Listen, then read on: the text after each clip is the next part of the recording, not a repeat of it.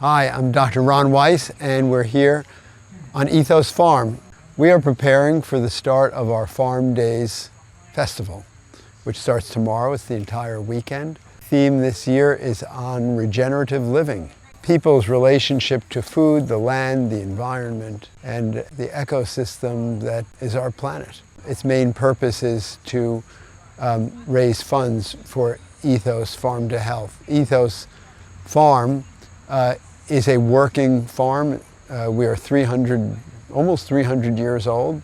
We are certified organic and certified by the Real Organic Project, and we like to think of ourselves as regenerative, which means that while growing food, we are involved in the process of regenerating or restoring the environment our food comes from, which is the land, the soil, the water, the air, and in restoring and regenerating the people who produce this food. And just to kind of start things off, over here we've got your clinic. It's Ethos Farm to Clinic. It's an old farmhand's house that was probably built a little bit after World War II. This is the house where my medical practice is.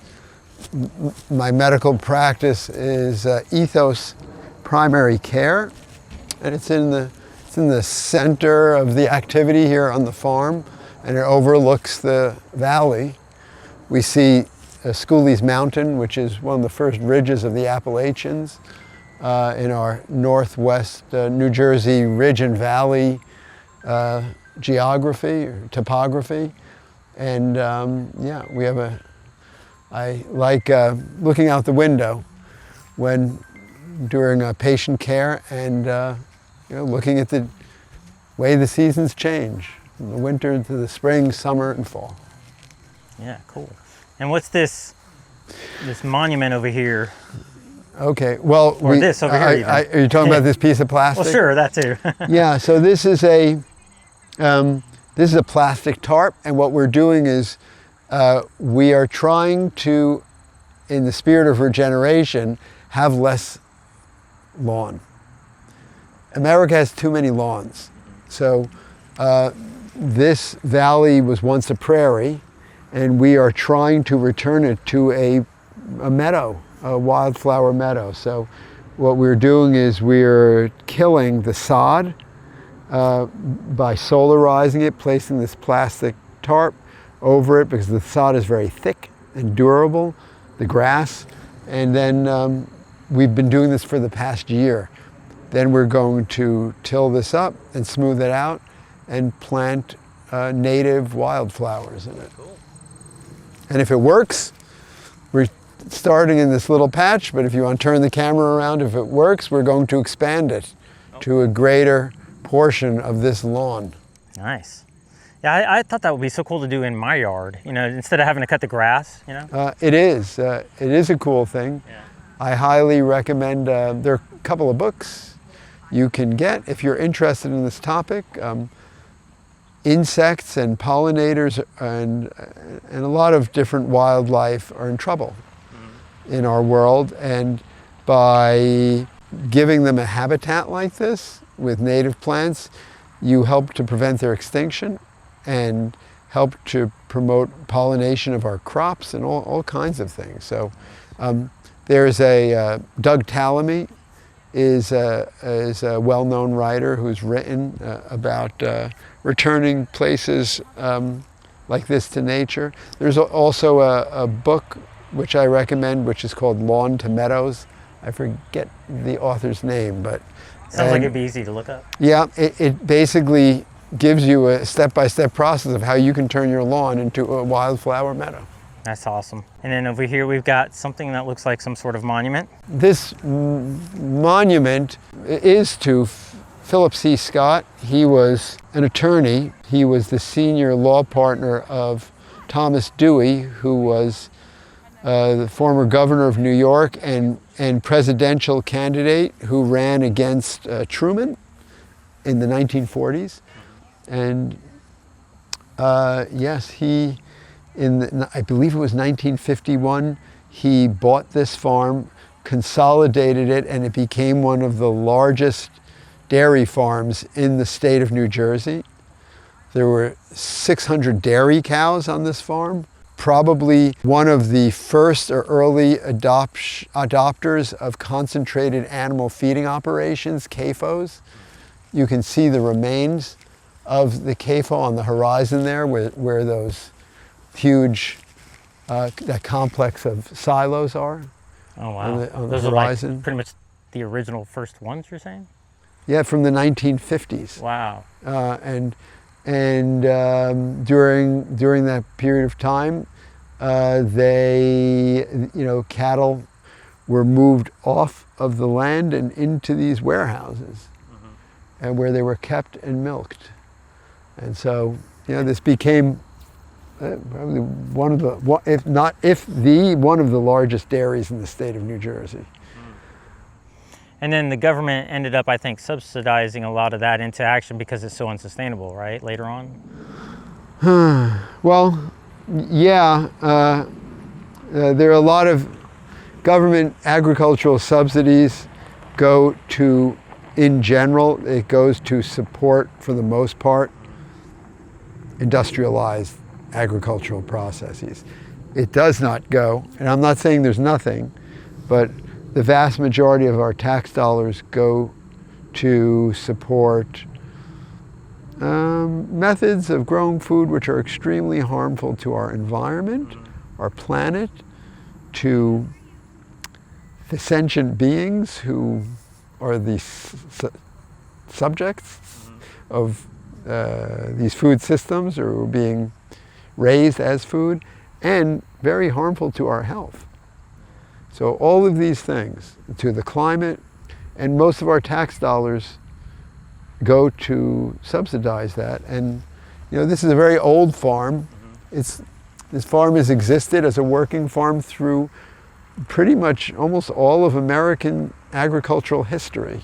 This valley was basically probably the first grain or bread basket of the United States. Before we had a Midwestern section of the country with the Louisiana Purchase. In any event, it's seen a lot in its almost 300 years. And we hope this last chapter, which is farming and growing food for the community and for people, is a new chapter in this history, and it's a chapter that's entitled perhaps "Do No Harm." Yeah. Right? So we grow with these, as I said, regenerative methods.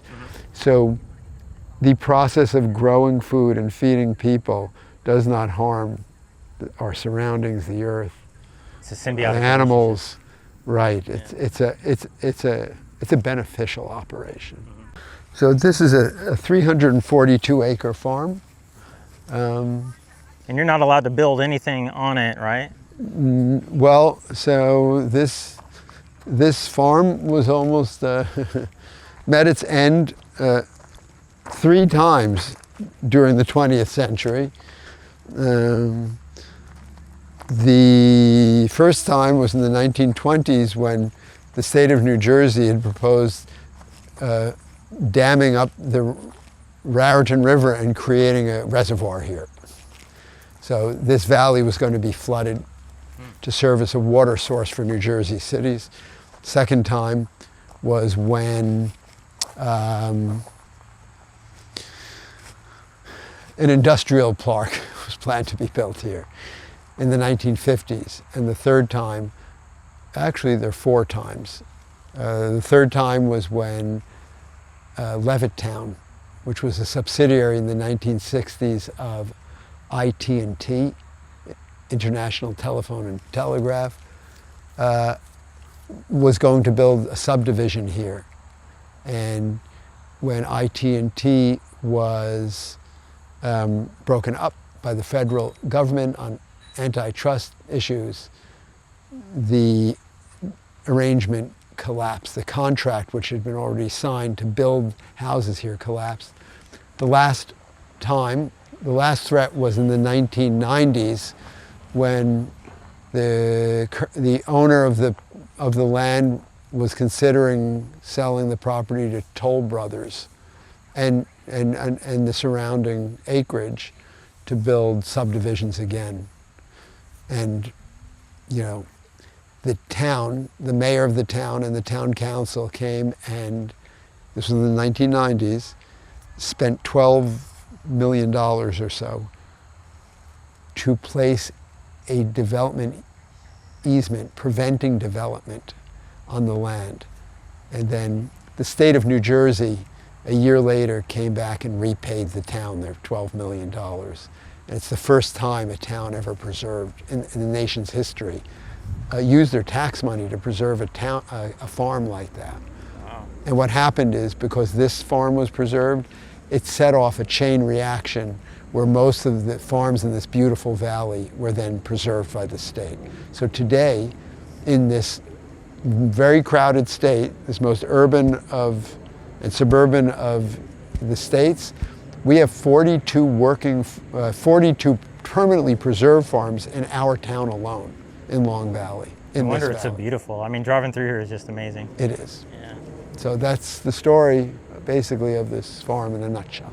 So you're able to at least maybe do something with this building that used to be here, right? Right. Well, this building, it's of historical interest because many of the buildings here are early German agricultural buildings. This is one of them. This was the oldest building on the property. It was put up in the mid-1700s, and it served as a barn, and its walls still remain. We hope to restore that or regenerate that building into a center for regenerative living, so that the community can assemble there, be taught the value of food and lifestyle and health.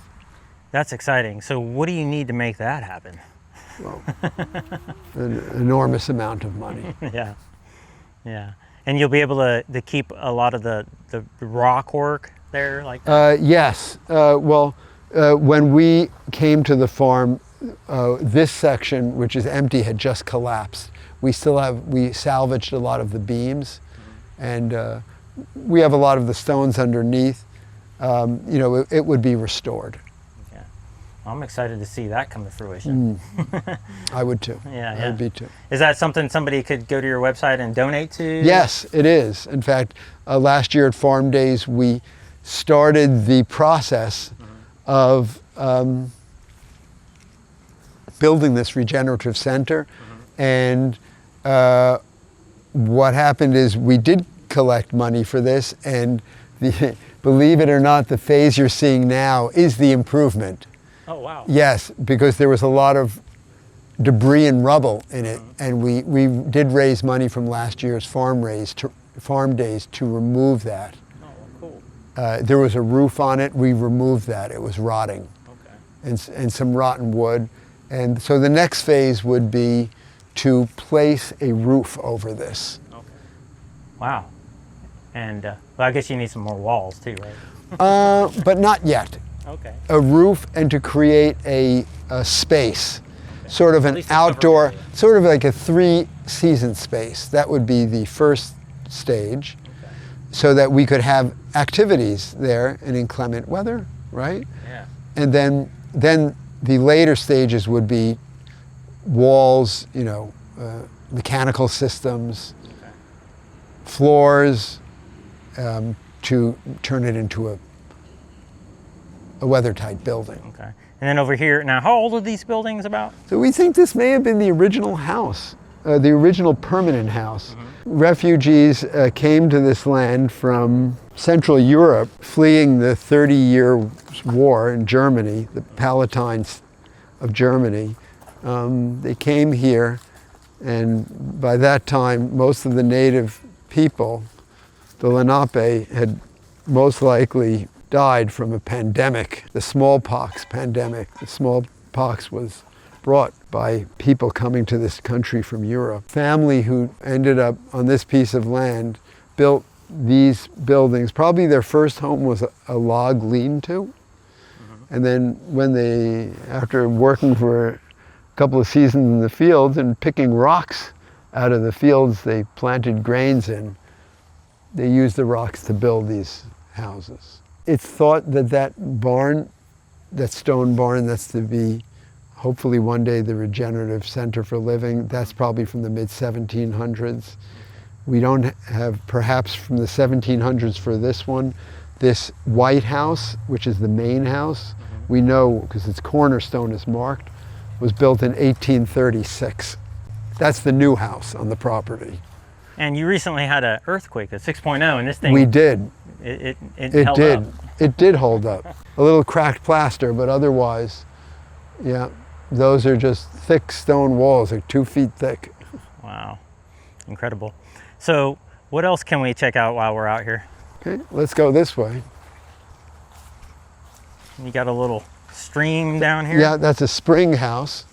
There are springs that come up from the ground, and in the old days, the farmers would keep things cool in the summer in here. This stream, these are the headwaters of the Raritan River. There are 2 in northern New Jersey. This is one of 2 or 3 major rivers. Well, one of the headwaters starts on our land and our forest from springs in the ground. And a lot of little fish in there. Yeah, a lot of fish. The native brook trout, which was once thought to be extinct, has been found in here. There's a lot of wildlife. We've found otters in here, crayfish, all kinds of bird life, including great blue herons like to come here and fish. Did you hear about the turtles they were saving earlier? Here? Yeah, the little baby turtles they were bringing back over this way. Yes, yeah, we have a lot of snapping turtles, snakes. Water plays an important part on the farm here, of course, because of its, the river's relationship to our farm. The Raritan River serves as a drinking source for millions of people downstream. When we came to the land here, the wetlands and the streams and creeks course through the entirety of our farm. Conventional agriculture was being practiced here for many years with a lot of pesticides, which would run off the fields and into these streams, into the water, and then people will drink this water downstream. So we're very excited that over our tenure here, we were able to remove all these chemicals. And now, at least from our land, people can have clean water to drink. And you're certified organic on all of the land? Yes, on all of it, on all 342 acres. Wow. It took us 10 years. Wow, awesome, great job. And do you have have you had the soil tested like before and after, and how significant has it changed? Before I bought the farm, I made sure to test all of the land to see that there were no heavy metals or volatile organic compounds in the soil, and we did that, and it was free of that. Okay.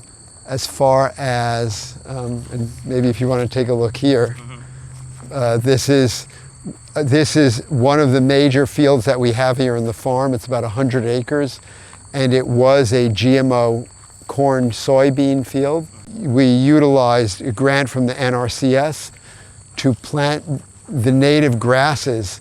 These are prairie grasses that were once here before the Europeans came here. The Lenape cultured these grasses through fire practices, burning practices. We restored it, and the grasses are restoring the soil. Samples have been taken by the Rodale Institute beforehand when it was corn soybean. We hope to compare it to samples that will be taken next year after 5 years of restoration. And are you able to eventually harvest this grain and use it for anything? These were grain fields. Now it's a prairie. This is a young prairie, by the way. As I said, this is its 5th year. But as it grows in age, it will grow to be over 7 feet tall at maturity. It's very dense, and currently every other year we take off this grass and harvest it to maintain the field, and the grasses have several uses. Okay. They can be used in the mushroom industry to grow mushrooms in. They can be used for building materials. For example, straw bale construction. They can be used in other construction ways, like for highway construction to fill erosion bags. Bags or socks to prevent erosion on steep inclines, because they don't really rot. They don't rot very quickly, and they can also be used as fuel to burn be pelletized or to burn in greenhouses. You're gonna keep this like a prairie land for a long time, and eventually it's gonna evolve into something else, or? Yeah, I wish I could. Why? Why can't you? I mean. Well, because this is a farm. Yeah.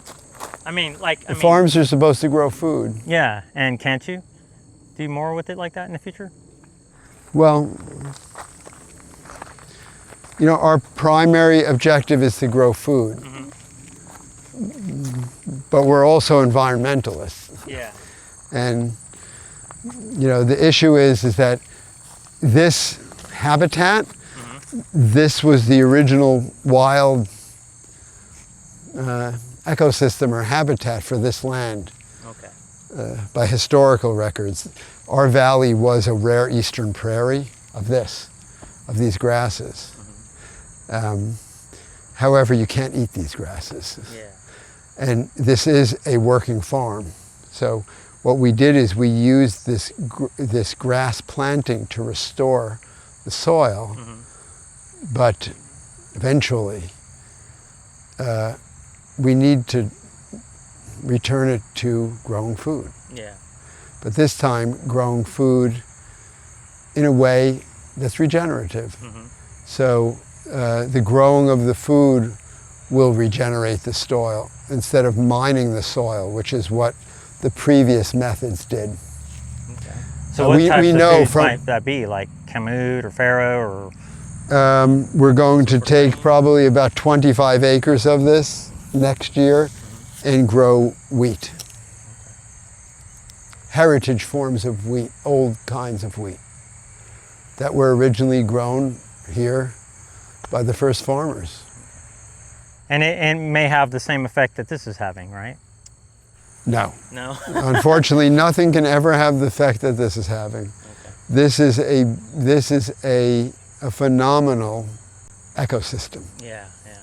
And the difficulty with growing food is that in order to have some kind of efficiency, you can't grow one plant at a time. Yeah, yeah.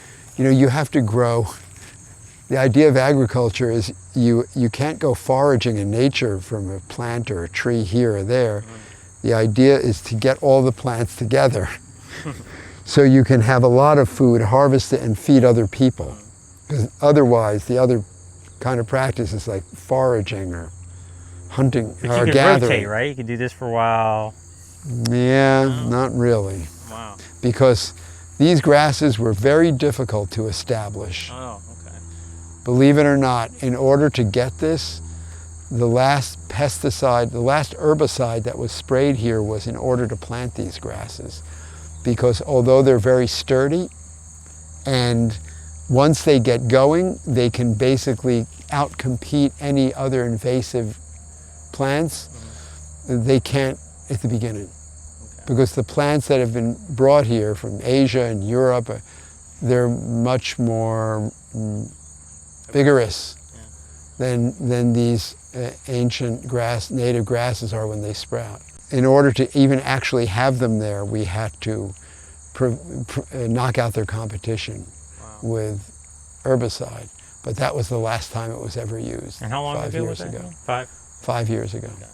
And so you're going to keep it like that? So the problem is that when you grow, let's say if you were to grow wheat or oats for your oatmeal in the morning, you know, you need a field. You need equipment to do that, to plant them.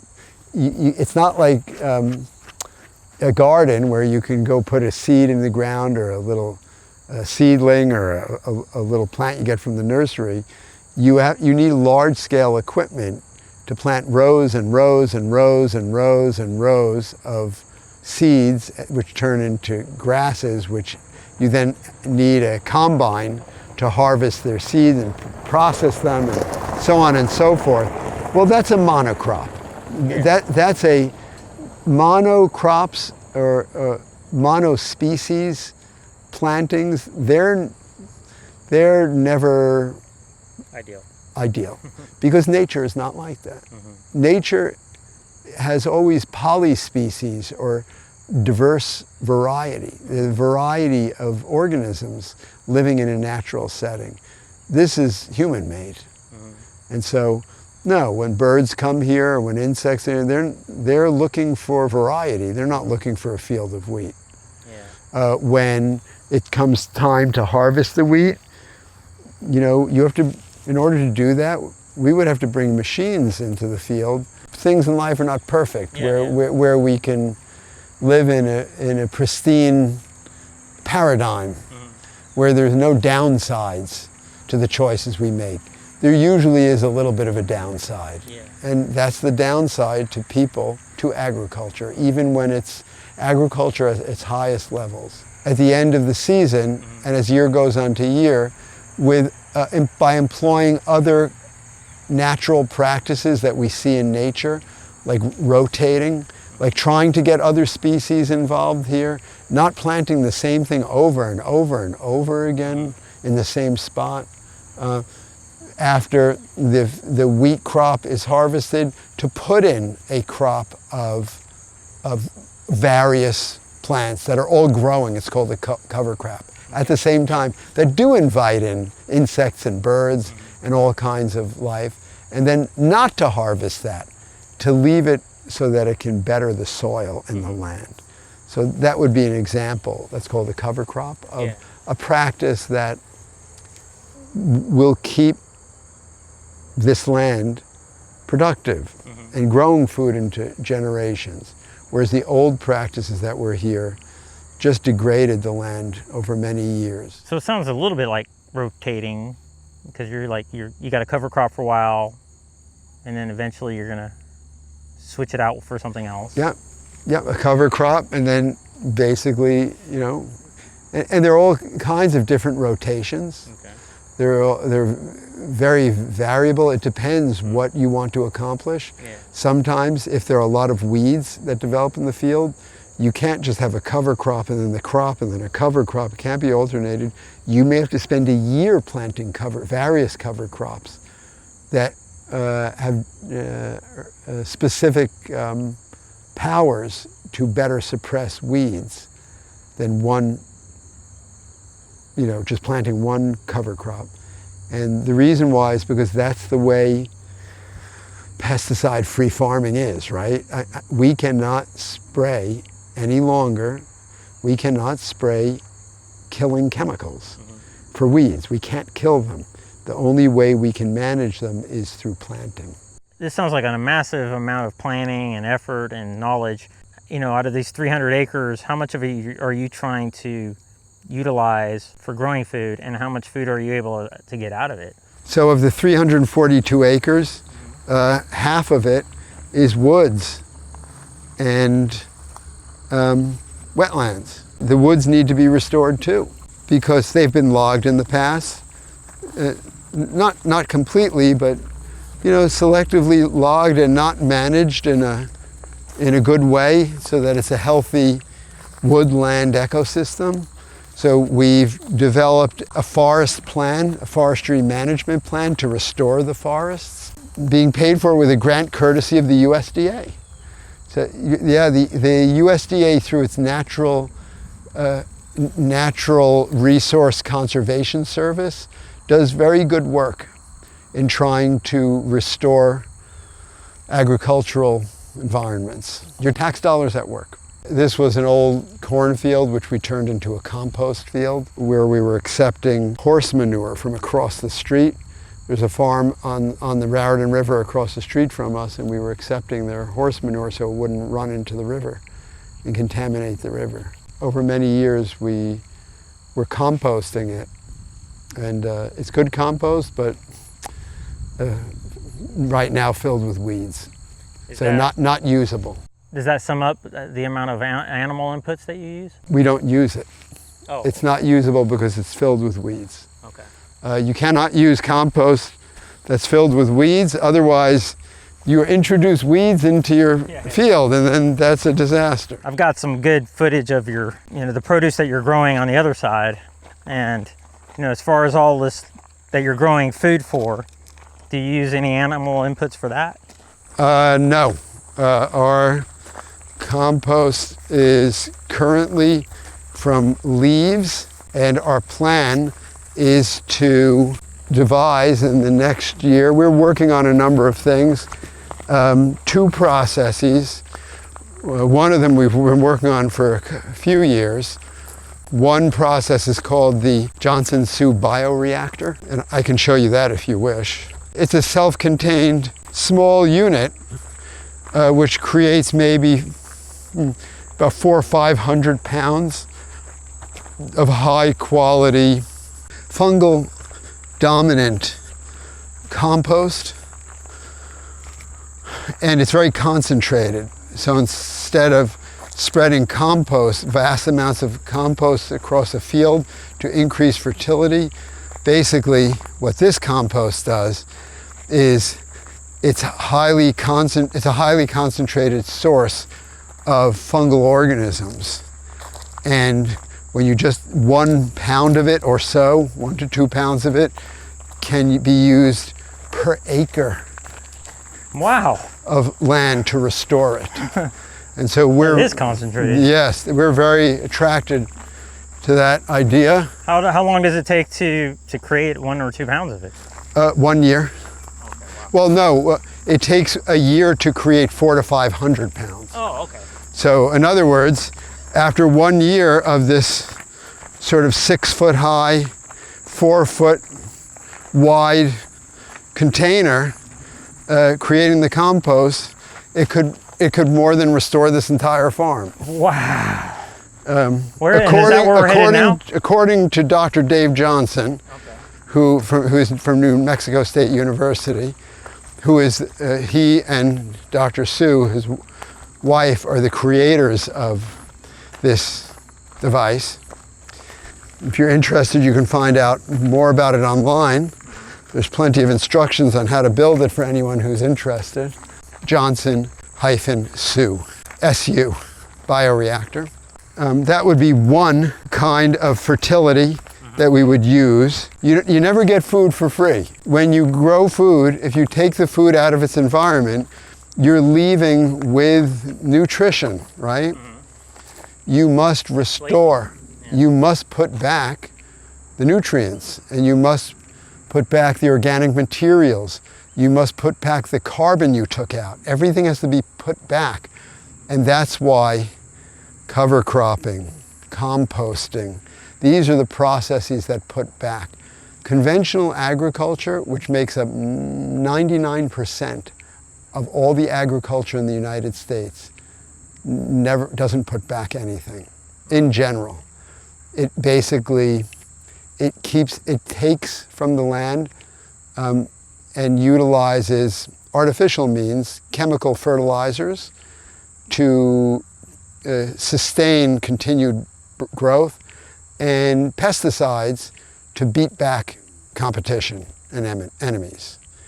And so after you do this for decades, you get, something like we found on our farm, which is erosion, soil destruction. You asked about what the soil test would show. We already know just by looking at it, and I can send you a video clip of the Rodale scientists here looking at our soil when they were doing the cores. It was completely lifeless.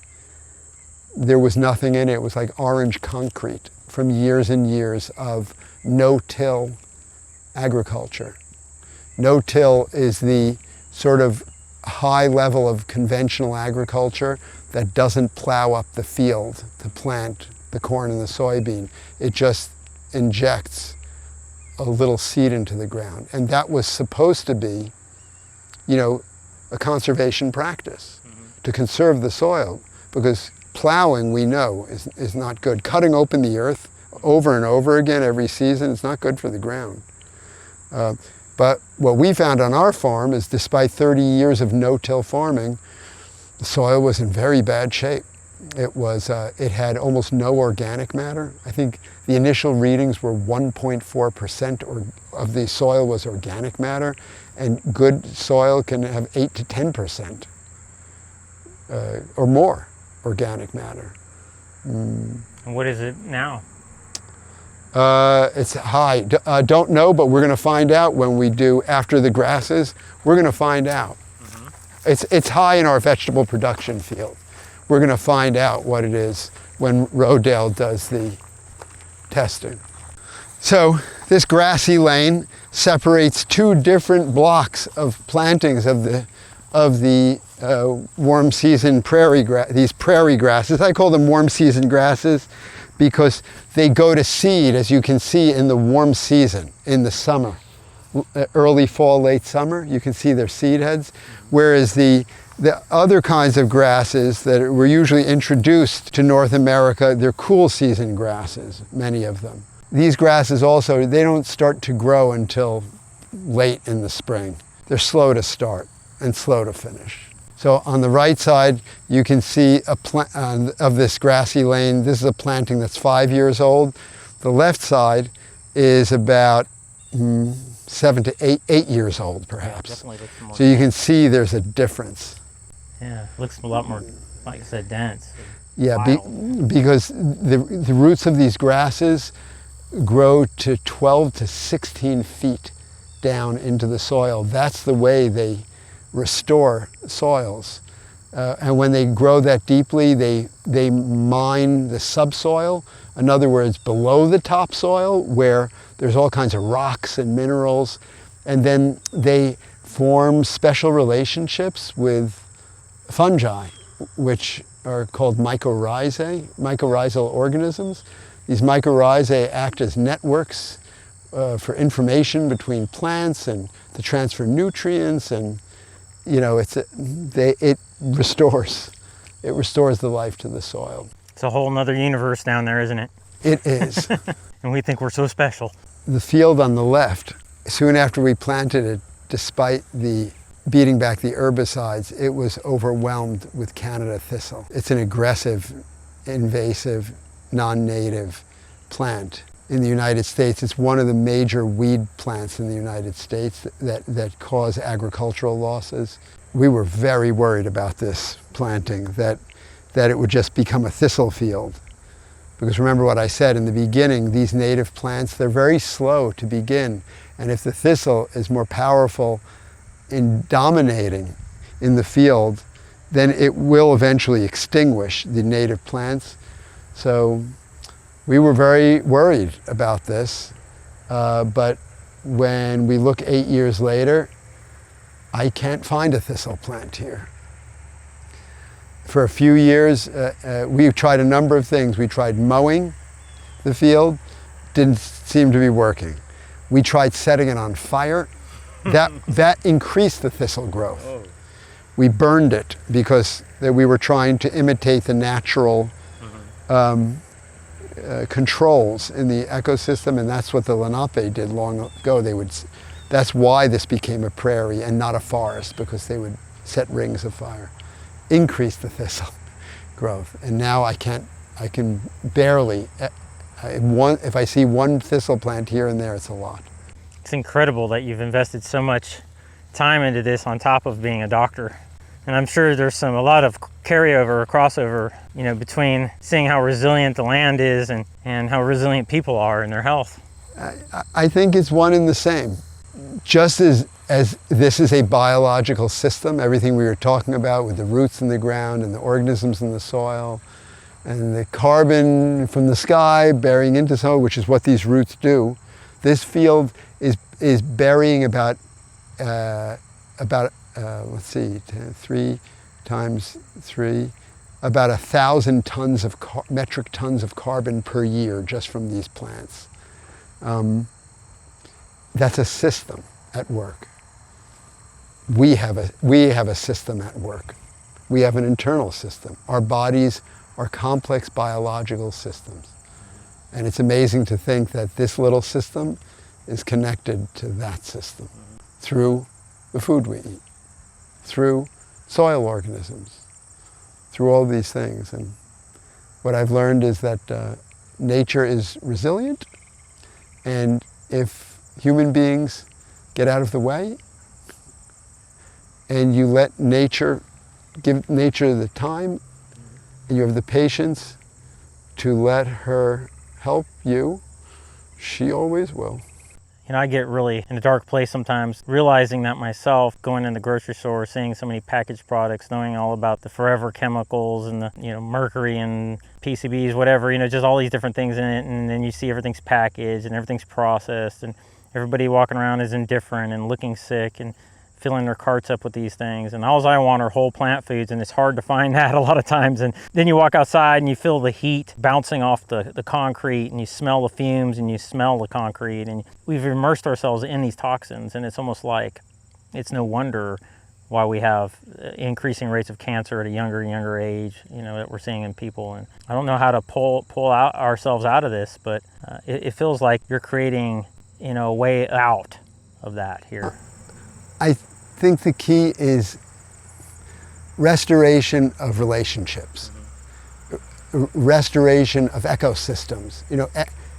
What is ecology? It's the study of relationships of organisms, right, within a system. And I think always trying to find a way to restore, like we did here, right? Where we restored this ecosystem. Look at this beautiful goldenrod. Okay, it's part of this high grass prairie ecosystem. Now there are a few weeds in here that don't belong here, but I'm pretty confident that within a few years, I think this planting will be in as good a shape as this one. When I think about reversing people's health problems, it is all about restoration of the ecology, right? We know in the past few years now that we have our own ecosystem internally in our microbiome, and that if that is restored, people are restored. If that is restored, diabetes is reversed, obesity is reversed. That microbiome depends on the food that you eat, feeds that, right? And exactly. And it's no wonder that it's plants, that it's these producers of energy that are so abundant, and how they live in the symbiotic relationship with, the ecosystem under the soil, how that would be the most advantageous for your own internal microbiome. Because that's the way we evolved over millions of years, and our ecosystem, our microbiome evolved like that. It didn't evolve to have pesticides in our gut, in our colon.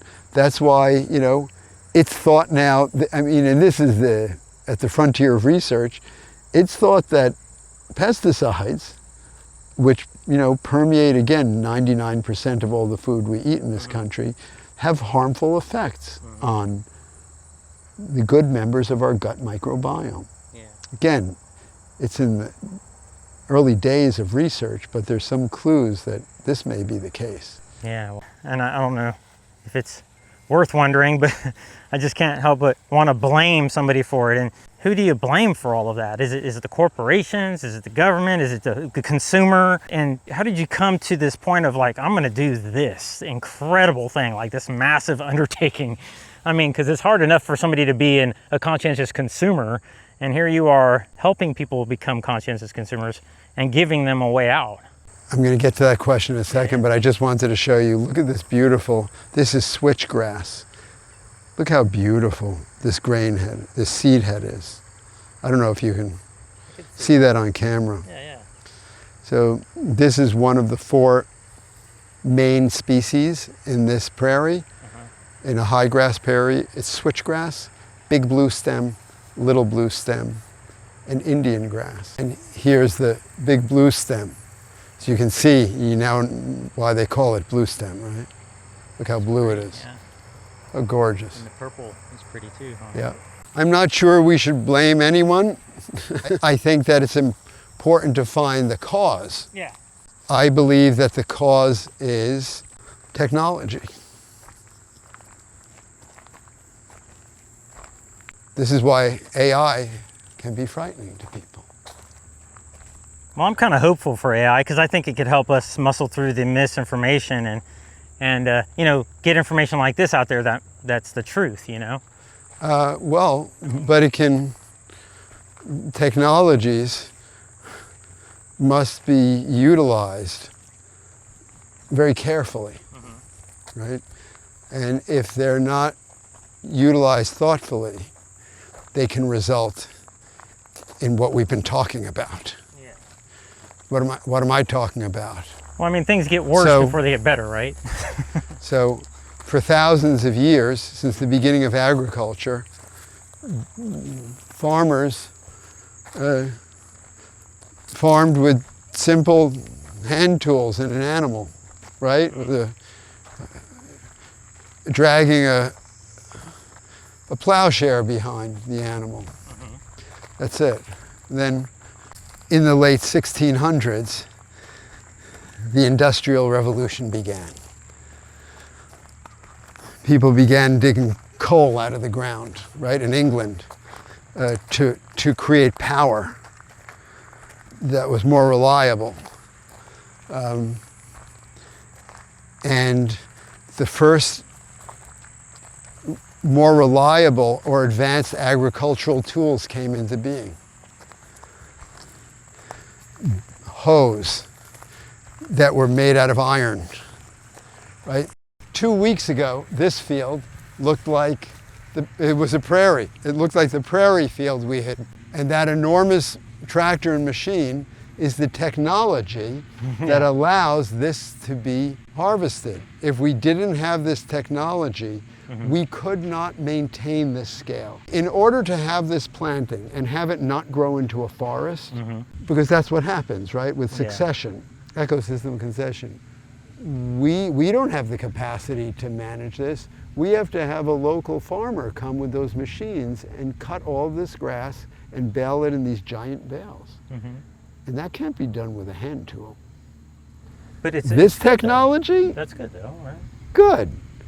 For us, Yeah. for this system, we wouldn't be able to maintain this beneficial ecosystem without that technology. Yeah. It's critical. So I think isn't there like, you know, things get worse before they get better because there's a learning curve. Oh, we get these new tools, you know, we could say, oh, technology is destroying everything, AI is risky or whatever. And eventually the dust can settle, we can learn from our mistakes and use the technology to our advantage and in a more symbiotic way, right, eventually, right? Maybe? Yes, but I guess that's the hope. Yeah. But I think that because AI is so potentially universally powerful, I think that it's not just like a tractor that can have somewhat of a limited impact by one person. This can be used by people with not good intentions to do devastating things, and I think that's why, you know, people are concerned about putting guardrails on this technology. We never placed guardrails on the technologies that came to agriculture. And that's why in every raindrop that falls on us, there are 10 pesticides falling from the sky. There were no guardrails. There were no, well, let me back up. I'm not saying there's no EPA. There is, but you know, the EPA has not stopped pesticides from raining on us. Right? And they seem to be kind of late to the game a lot of times. Like you know, in Europe, they seem to be kind of ahead of us in some regards, right? Yeah, because corporate interests overpower the EPA. Right? And so maybe they're to blame. I know you don't want to put anybody to blame. Don't want to go there, but a couple of weeks ago, the EPA pulled a pesticide from the market. I think it was called Dacthal. It's been used for years on broccoli. I thought broccoli was healthy to eat. Broccoli and onions. I thought onions were healthy to eat. Even though not the organic though, right? Right. Broccoli and onions are part of the Dr. Furman's G-bombs. Yeah, yeah. And Dr. Greger. Yeah. Well, now all of a sudden, after decades, they've come to the conclusion that it causes abnormalities in fetal brain development. Oh, God. And other unspeakable ills. So much so that they outlawed it, but not before our population has eaten it over many, many, many, many years. But the organic's safe still, right? I mean, it was, right? We don't believe in applying pesticides. Yeah. I mean, because I get organic broccoli pretty easy. Right, but there are organically approved pesticides. Mm. Yeah. Under the USDA certification, you are allowed to use broad spectrum pesticides. Generally, they come from chrysanthemum plants, but they are, they kill everything. What can I say? In general, I would not advise putting poison on the food you eat. Yeah. Especially if you're so interested and so careful in selecting, you're eating in a certain way, right? Because you want to promote your health, you want to restore your health. Why go through all these extremes and then have cancer-causing agents or agents that wreck your microbiome or agents that, I was reading, there was a study that I was reading a while ago that found that men who had higher levels of the pyrethrins, those are the synthetic pyrethrins are extracted from that chrysanthemum plant. Yikes. Right. That they have a significantly increased risk of having heart attacks and heart disease. The only solution is grow your own food or get it locally, and hopefully it's not being sprayed with anything. Yeah. I think a good solution is to grow your own food. If you have a plot of land, and just make sure it's not contaminated. Yeah. And make your own soil.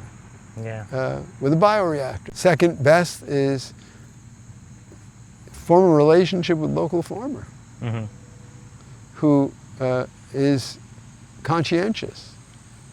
And you'll know that farmer and you'll know that he or she, what their methods are for creating the life-giving substances that you are taking in your body, and you'll trust that farmer.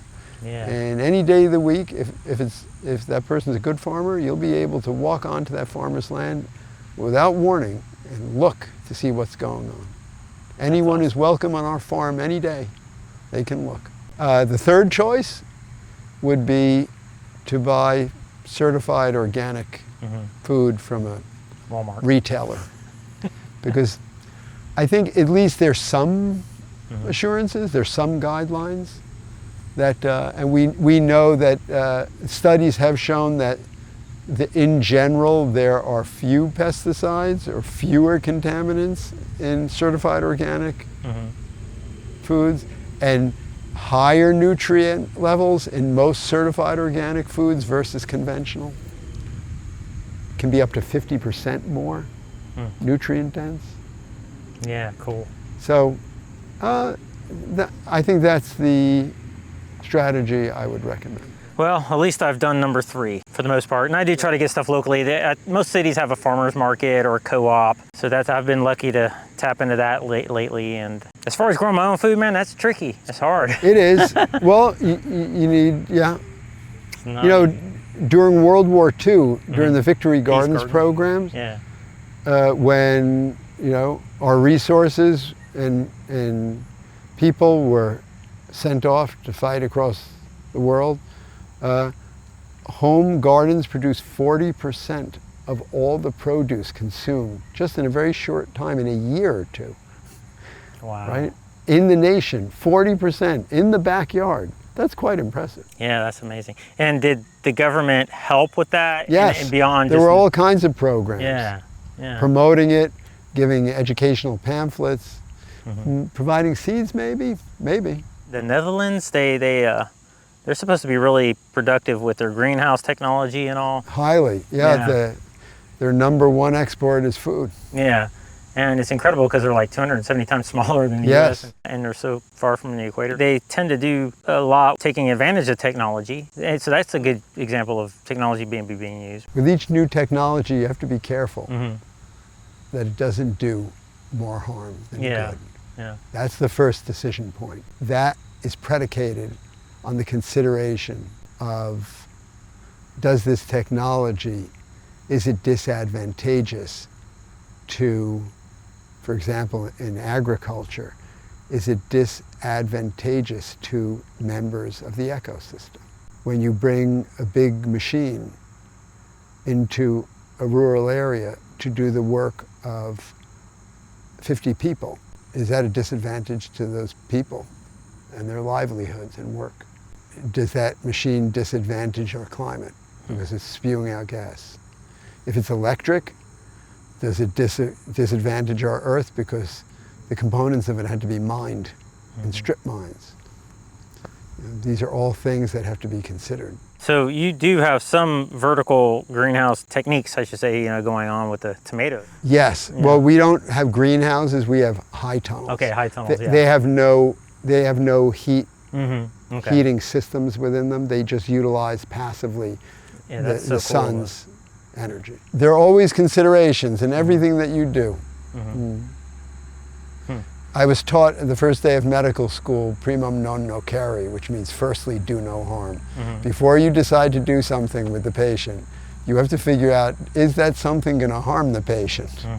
Because you have to figure that out first before you can help the patient. And it's exactly the same thing in agriculture. When we build these high tunnels and we cover them with plastic, what happens to that plastic Yeah. at the end of its life? Yeah. Does it go into a landfill? I was thinking about that when you were showing me that plastic on the ground. in the Yeah, what beginning. happens to that plastic? Yeah. There are always these myriad decisions Or bury it. that have to be I don't know. considered. Yeah. And there's no perfect paradigm. You just have to do the best you can given the set of circumstances. I mean, there's so many incredible things going on where they're using, or they're able to dispose of plastics in ways that are not as toxic to the environment.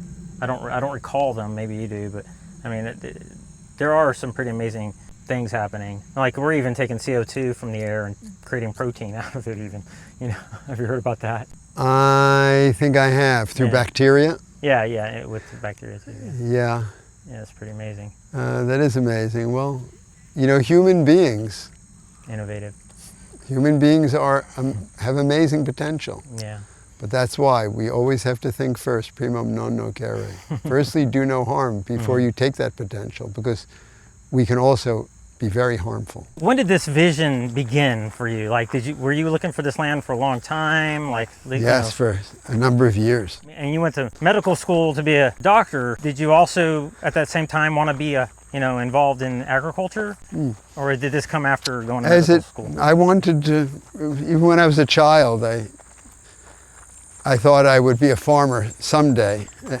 Before you even thought about being a doctor? Well, no, since I was a very small child.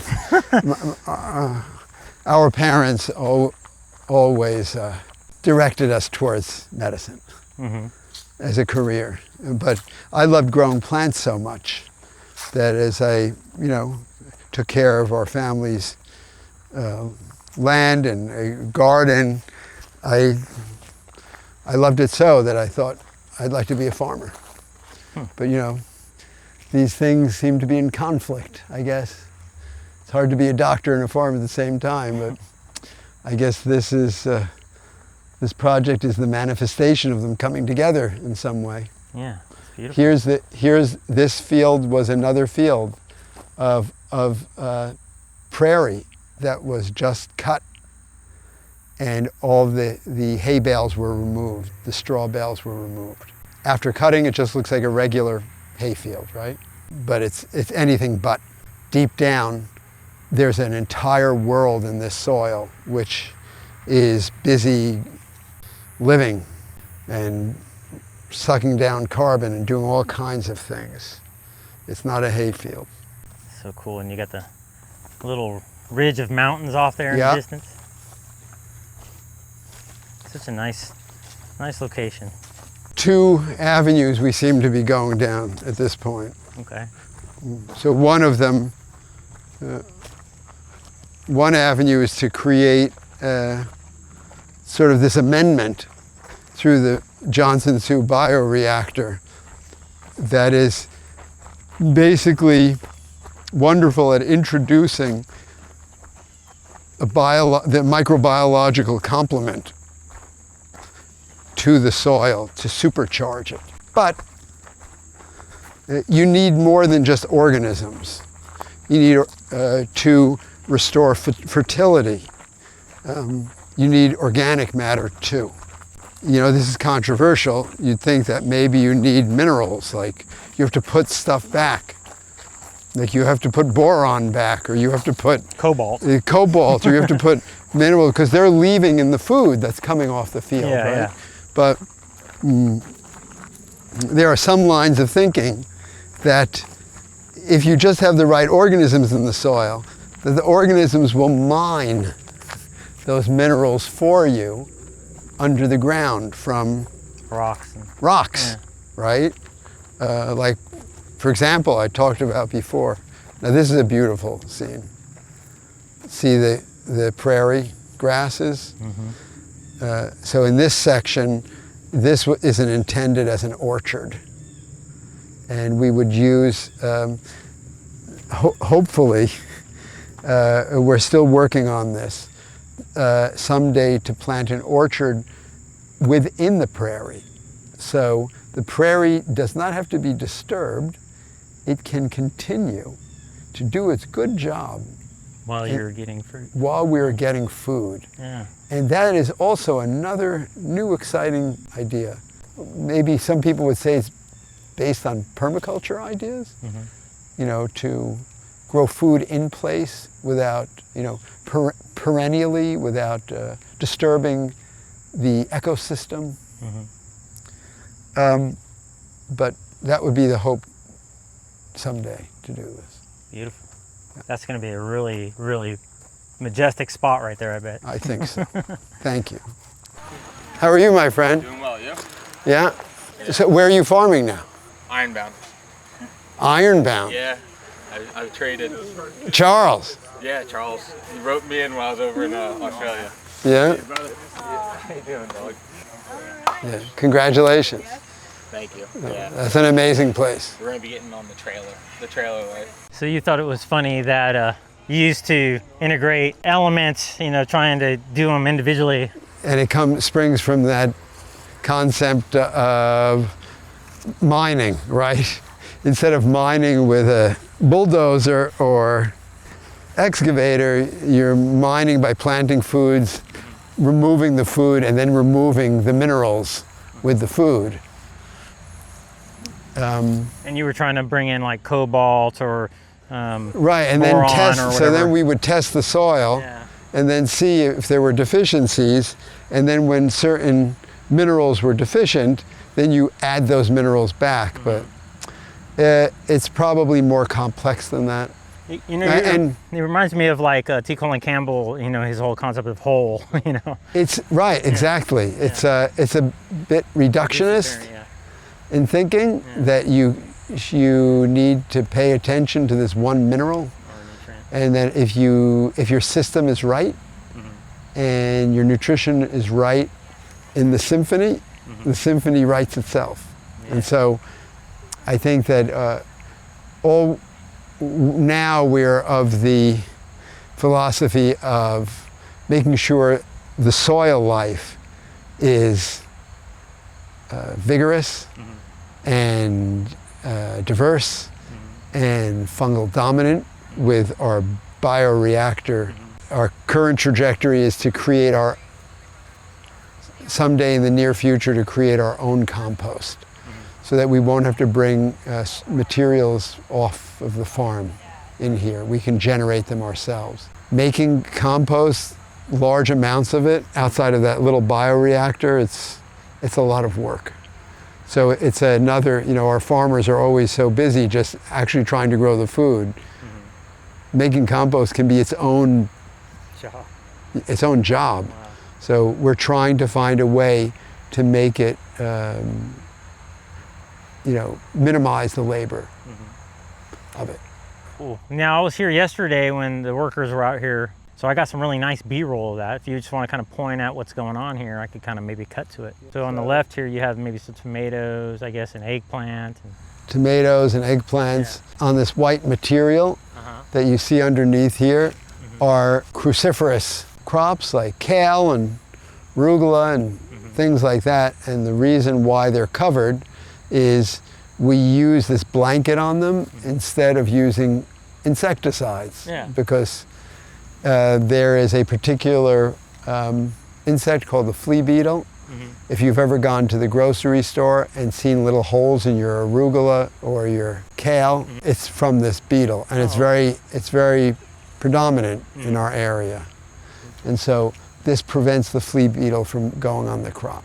Right. I think I've seen that in North Carolina too. Yes, it's a universal concern. So you could just cover it, it gets enough photosynthesis under there? Yes, it gets plenty of light through that. It's a very thin, it's row cover. It's a very thin material. And then it looks like you got a lot of greens getting started over there. Yes, rows of carrots. And then you'll see maybe some heavier, those black tarps over there in the distance. Oh yeah, way over there beyond those white ones. Right, so that's more row cover.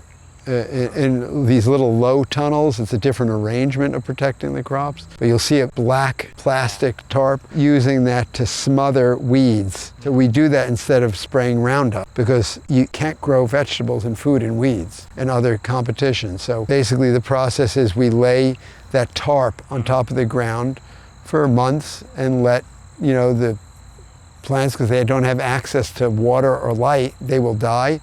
And then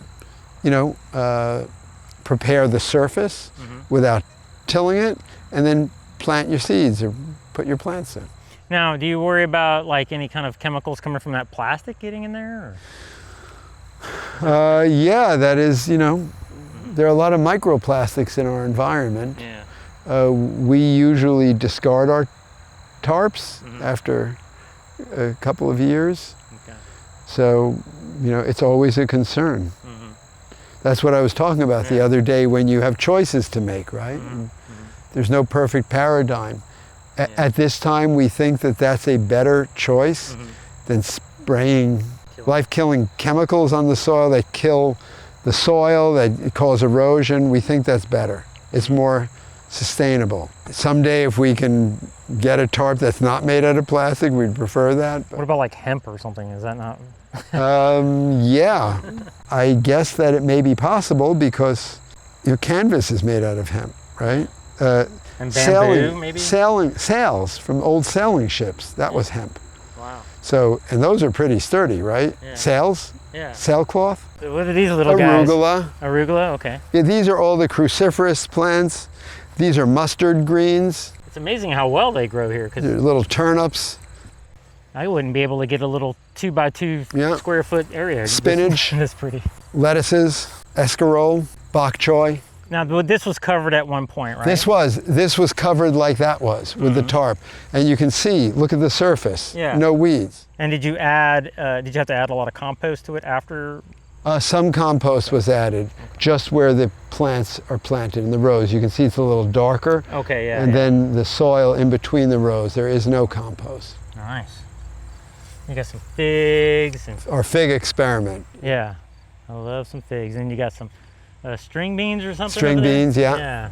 I think they had buckwheat in under one of these tunnels. Yes, that's a good example of a cover crop that was planted in there underneath these caterpillar tunnels.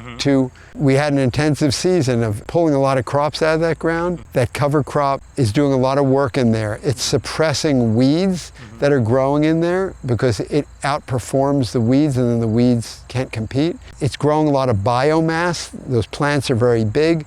That biomass, that organic material, will die back and go back into the soil to create more organic material. It puts out these amazing flowers, which are so plentiful, which bees love. That's why, buckwheat honey that is made from bees is desirable, because that plant is... Are you able to eat that buckwheat as well? We're not growing it as a crop. Okay. You could if that was your intention, but our intention is not to eat it or harvest it. Our intention, in general, when you grow something as a cover crop, you don't harvest it. You let it go back into the ground. Oh, okay. So what will happen with that buckwheat is we will cut it down to, otherwise it will go to seed, and then the seeds will be dispersed everywhere, and then you'll have buckwheat growing. It'll be uncontrolled. You have to be careful with buckwheat. Yeah. So it's going to be cut down before it goes to seed, and then the cuttings will go back into the ground and nourish the ground. Over there, I think you have some more cruciferous maybe going on, a few other things going Squashes on. Squashes. And how much land is being used here? Everything you see here under cultivation, including the high tunnels, is probably something like an acre and a half. That's all. Out of the 342 acres, maybe an acre and a half, under 2 acres.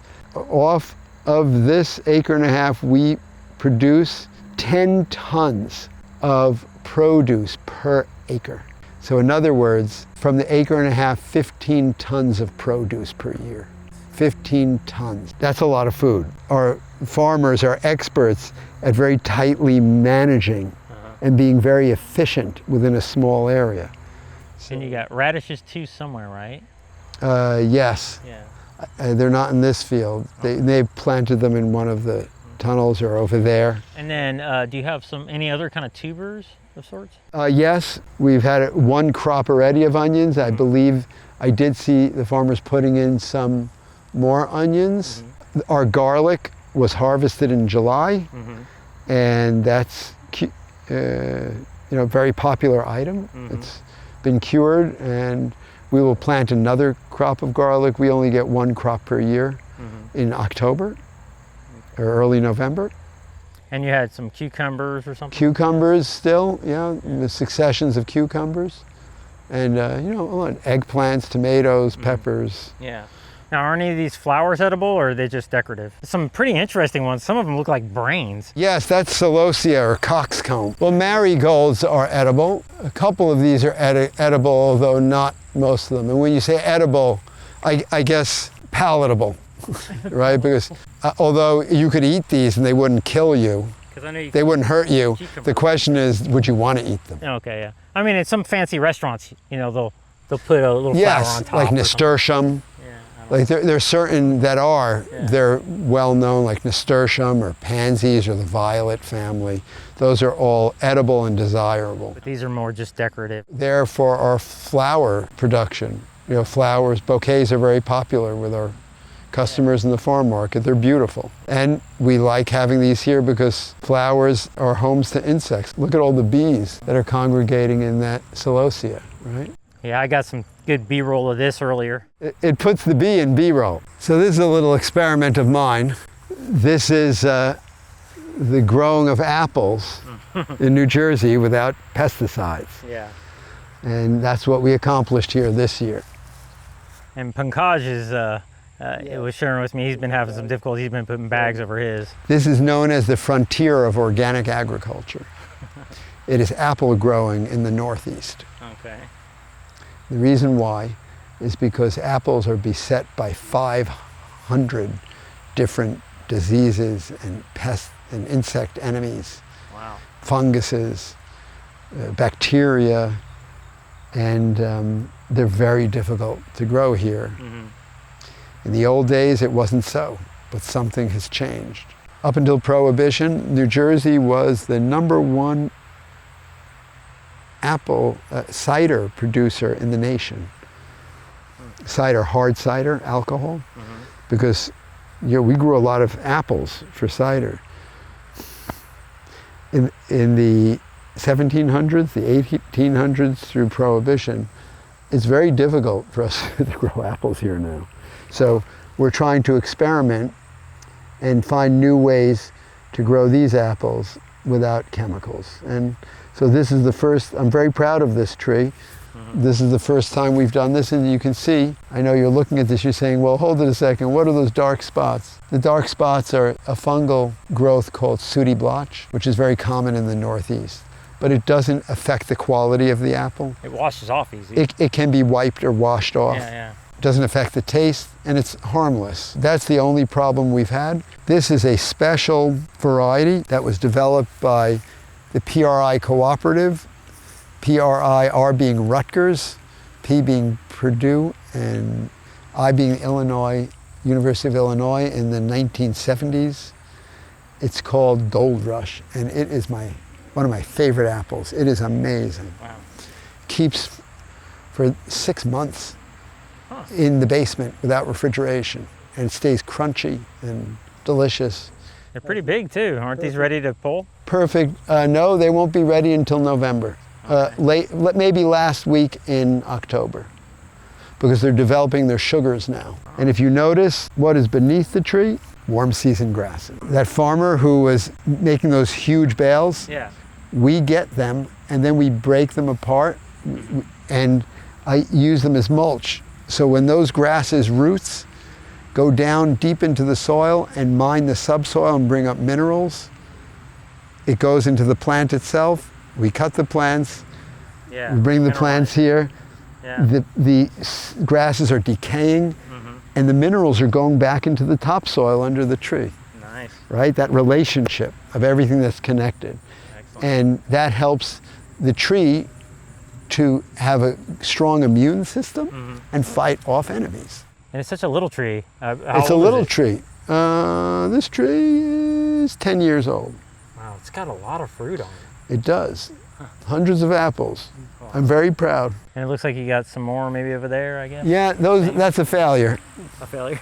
Yeah, that didn't work. The variety isn't good for here. I am probably, what I'm going to do with that next year, chop off the tree, maybe take off its branches and cut it so it's a single trunk, maybe 2.5 feet off the ground. And then I'm going to graft onto that base Something different. a variety like this, which gives a lot of apples, is disease resistant, is vigorous, has a lot of blooms and is productive. That is not. It's not a good variety for us. These trees are trees I'm experimenting with here. These are persimmons. And it's a particularly delicious persimmon, which is called Nikita's Gift. Okay. It is a hybrid or cross between the native persimmon that grows in New Jersey, in North America, and the Asian persimmon that you get in the store. You like those hard ones that you see, or soft ones. They can be hard or soft. Yeah. But in any event, and we have this tree, and it turns out it's very hardy and plentiful and has the most delicious fruit. How long will it be before it starts producing? Another couple of years. This is its second year planted here, this tree. So maybe in another 2-3 years it'll have fruits. And I guess you want to cut cross here and... I'm just gonna adjust this tree a little bit. Give me a sec. Lost our peach crop this year. Uh-oh. I'm supposed to be at Asha's house now. Uh-oh. Do we need to resume with the other half some other time? Monday or something? I'm working at City MD, a 12-hour shift on Monday. Tuesday? Sure, I'll be here Tuesday. Let's do the bioreactor. Yeah. I've already got some good B-roll. You got some tomatoes? Yeah. Well, I didn't walk through though.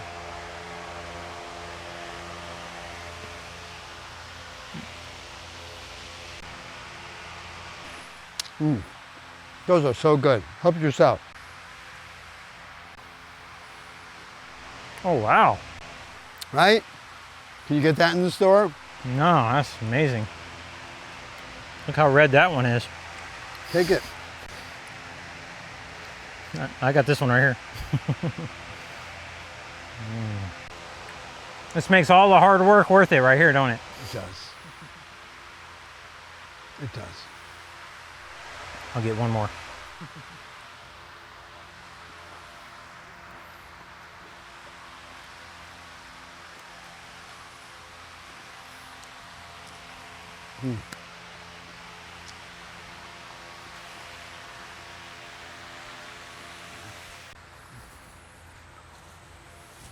Are those turkey figs? Brown turkey.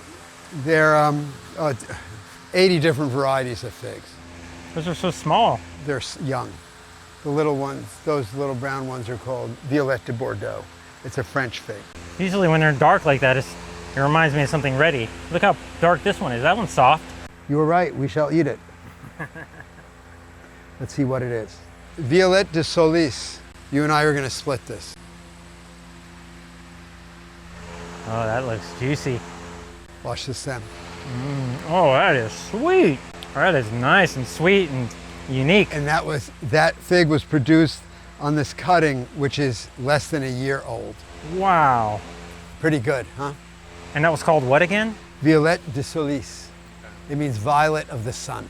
It's a French fig. I have fig trees in North Carolina. I have two. They're just, I guess, turkey figs, but I wonder if I could grow the violet one. If I can grow it here, you can grow it there better. Find out what zone you are in. 8A and 7B. This would make it there. So this is our Johnson 2 bioreactor. It's basically just steel wire that's used in masonry, 2x4s, untreated pine, and hardware cloth, steel galvanized hardware cloth. And we fill it with materials from the farm. The warm season grasses, fresh green grasses, which are called green manure, grass cuttings, leaves, a little bit of soil from our forest floor to inoculate it with good forest organisms. About within 24 hours of filling this cylinder, which was filled up to here, you can see it's now 2/3 depleted. It's just that the materials have over time shrunk and compressed. But this was packed solid up to the rim when I filled it, and within 24 hours, it reached a temperature of 170 degrees. It was starting to cook away, which is called the thermophilic phase of the composting process. And then it cooled down, we put in earthworms, it's aerated from— You added earthworm? Channels, put in earthworms, and the rest is history. Now it'll be ready, after a year of sitting here, it'll be ready. So you have to get a certain ratio of nitrogen to— Yes, 30-to-1 usually, carbon to nitrogen is a desirable ratio for finished compost. So are you cognizant of that as you're adding? No, it's the amazing thing about compost is you can put in whatever you want. Okay. As long as it's good natural materials, it'll fix it. See, this is what I was talking about before about nature. We just have to get out of the way. Nature will know what to do to make it right in the beginning. Just like that field with the thistle, it knows. It knows it'll fix itself. Are you adding any food to it at all, or just— Nothing. No scraps? Nothing. Wow. Leaves, brown leaves, green grass, that straw, that dead, this stuff. This is the old, this was what was harvested off the material, the field from the warm season grasses. It's kind of like straw. Okay. We put this in, a little soil from the forest, just a little bit like a bucket. Spread it throughout. The green grass clippings, you could put vegetables in if you want, we don't. Are you doing any of that? Is that ash or something? It looks like ash right here. Oh, that's sand. Oh, okay. We put that in sandbags. Okay. Because we use the sandbags in the field to weigh down the tarps so they don't blow away. Oh, okay. So nothing like it's ash. Sand, no. Some people add coffee grounds, ash, Yeah, like wood ash or, no, that's it. Cool. And you said this can do your everything you need. 1 or 2 pounds, according to Dr. Johnson, can restore an acre. That's about 400 You just sprinkle pounds. it? You just sprinkle it? No. Well, it depends what your kind of crop you're planting. We grow vegetables. When we plant our little vegetable plants. Oh, you just add a little to each one? No, when we plant the seeds in our blocks, we can dip the blocks of starting soil mix in a solution of this. Oh, okay. That's it. We dip, or when we take out the little transplants for the vegetables, we dip it in here and then put it into the field. And we mix it with water. So it's just a matter of exposing it to the micronutrients that That's are in it. there. Or the microorganisms. Microorganisms. Yeah.